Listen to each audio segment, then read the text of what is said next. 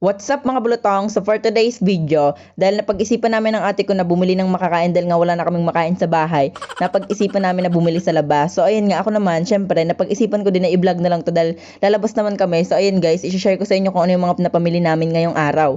So dito nga mga bulutong, bumili kami ng ate ko ng dog food at bumili na din kami dito ng itlog na madaming itlog kasi mga bulutong naghihirap kami sa loob ng bahay, wala na nga kaming makain dahil nga mga bulutong, hindi pa nga kami nakakapag-grocery sa palengke mga bulutong. So ayun mga bulutong, pinagkukumpara namin ng ate ko yung 7 at saka 8 kasi mga bulutong parang parehas lang naman sila ng laki. Tapos dito mga bulutong, pagkatapos namin bumili ng ate ko, dumiretso na nga kami dito sa bilihan ng milk tea ba yan or shake ba yan. Basta dyan mga bulutong, bumili kami ng ate ko dyan, tig-isa kami, chocolate yung akin at yung sa ate ko naman ay strawberry yung sa ate ko mga bulutong. Tapos dito mga bulutong, nagsabi pa yung ate ko na gusto niya na nga doon ng ice cream. So dyan nga mga bulutong, bumili kami ng ice cream at pagkatapos namin mga bulutong bumili ng ice cream, dumiretso kami dito sa bilihan ng gulay. Dito nga mga bulutong, bumipili na ako ng kamatis dito mga bulutong. Sabi nung ate ko maganda daw yung piliin ko, kaya yan mga bulutong, natagalan ako dyan.